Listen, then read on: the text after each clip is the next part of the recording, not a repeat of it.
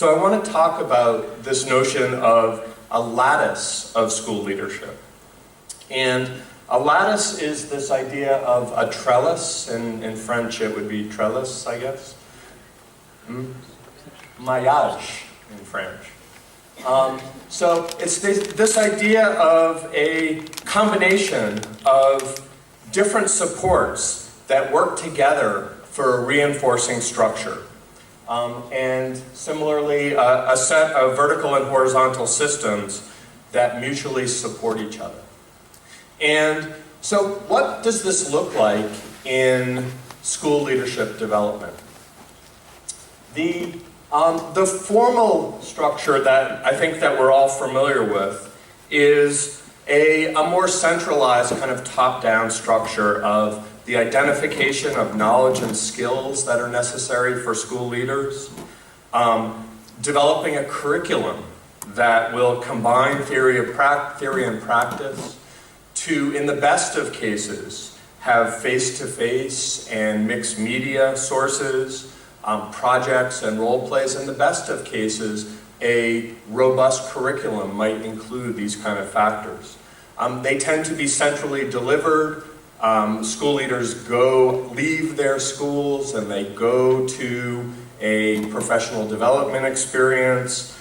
These might be single experiences or multiple ongoing experiences. And they really leverage more classical behavioral learning models of how adults learn.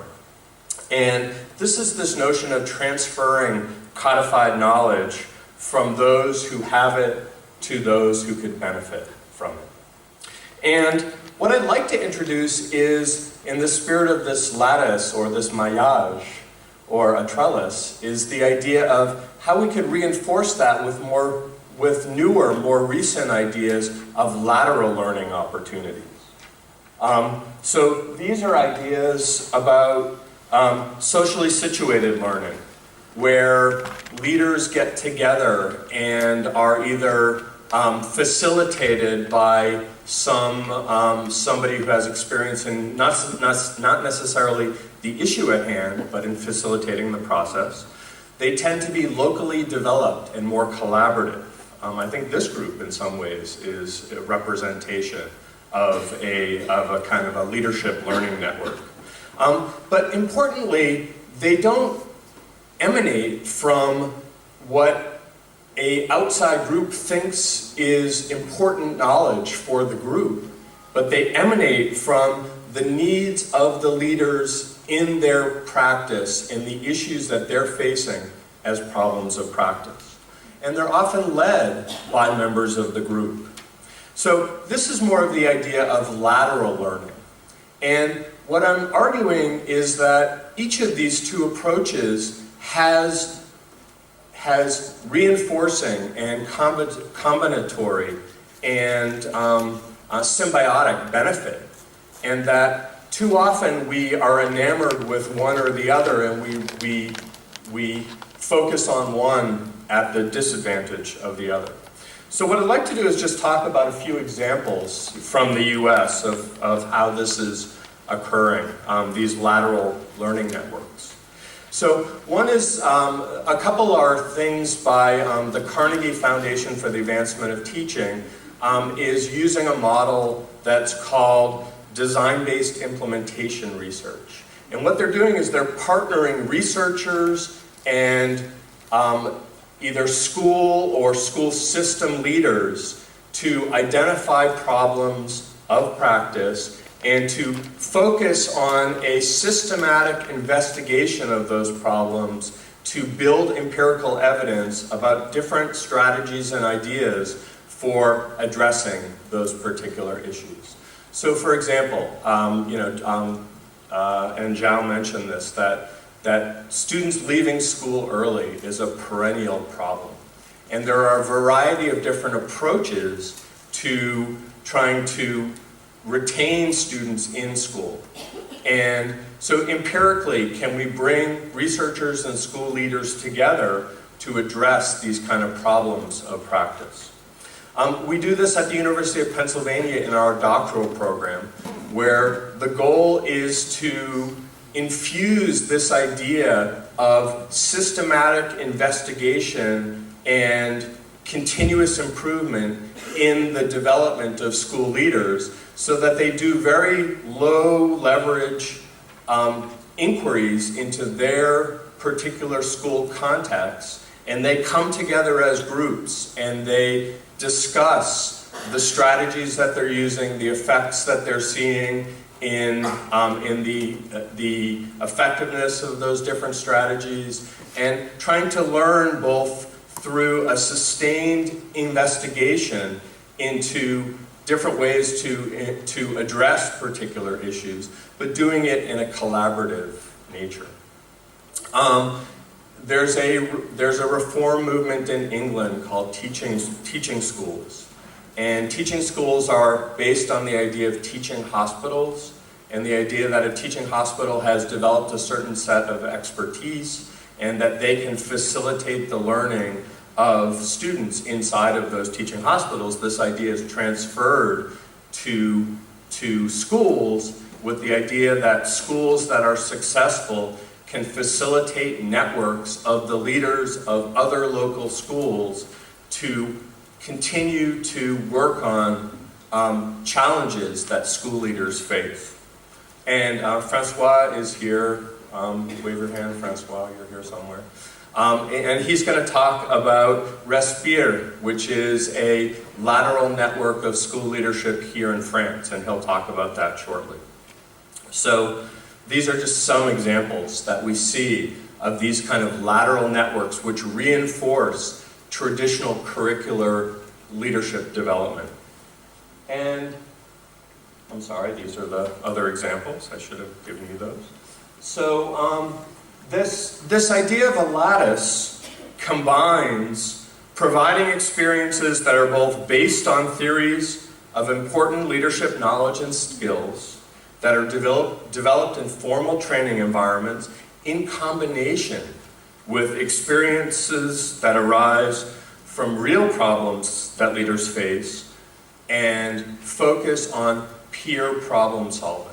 And so it's the combination of these two things which really provide both a classical set of learning, knowledge, and skill experiences for school leaders, and a much more grounded set of experiences that not only let them apply those in their practice, but also to engage with problems that are much more immediate. So what this does is this challenges school leaders to hold multiple conceptions of leadership development simultaneously. And so this is a challenge to think about formal and informal learning opportunities, vertical and horizontal structures, behavioral learning and socially constructed learning, centralized and decentralized approaches, and individual experiences and group experiences. And I think that this is a nice structure for us to think about the work that we're all engaged in and the reason that we're here today. So thank you.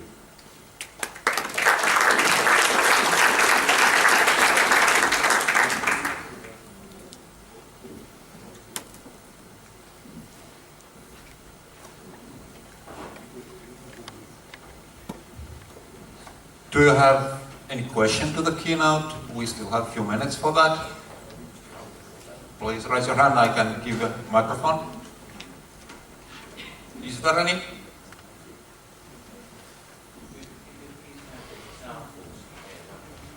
Yeah, sure.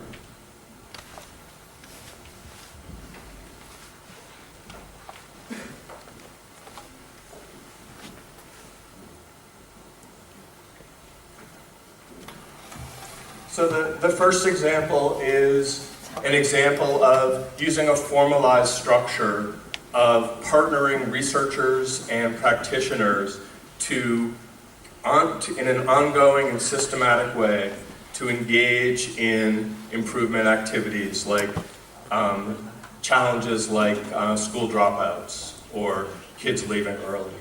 The second one is a very low intensity approach of having leaders learn about how to inquire, use an inquiry process to collect data and use those data to test ideas in their own practice so that they're developing continuous learning and continuous knowledge about what's working and not working in their own context. The third example is this idea of teaching schools, school-led, facilitated networks of schools to focus on activities that are grounded in problems of school practice. And the fourth one is Respire, which is an online network that Francois Muller is going to talk about that occurs here in France, that is a online social network for school leaders to interact with each other. So these are examples of lateral learning opportunities. Yeah, last question. There are two hands, but this is closer. Okay, thank you for this opportunity. I wanted to ask about who drives these networks. The comparison you made is with more of a top-down transmission mode of knowledge, and that you can see that it comes down from the top. Here the implication is, well, it's more bottom-up, it's coming from the school leaders themselves. Right. However, we know that, for example, with the teaching school networks in England, that there's a context which constrains and drives people in schools, and it's more problematic than a nice network where power is equally shared, as it were. I just wondered if you had any thoughts about that issue of who is driving these networks, or the issues that are raised by thinking it in that way.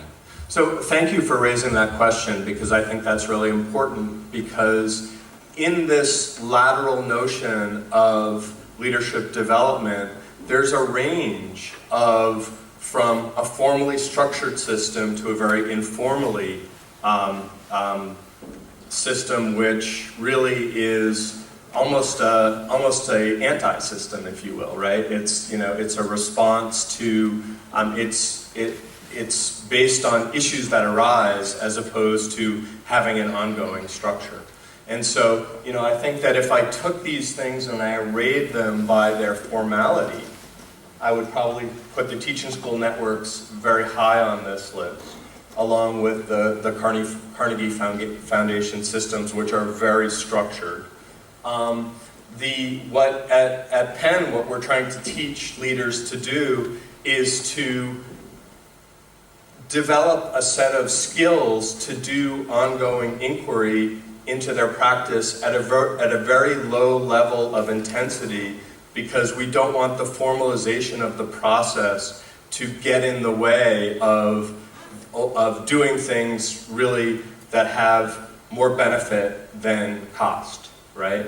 And so that's much more individual and collectively driven as opposed to these other structures. So in this lateral notion, there's a range that really didn't come out in the remarks that I made. So thank you for bringing that up. Thank you for the keynote, for Jonathan.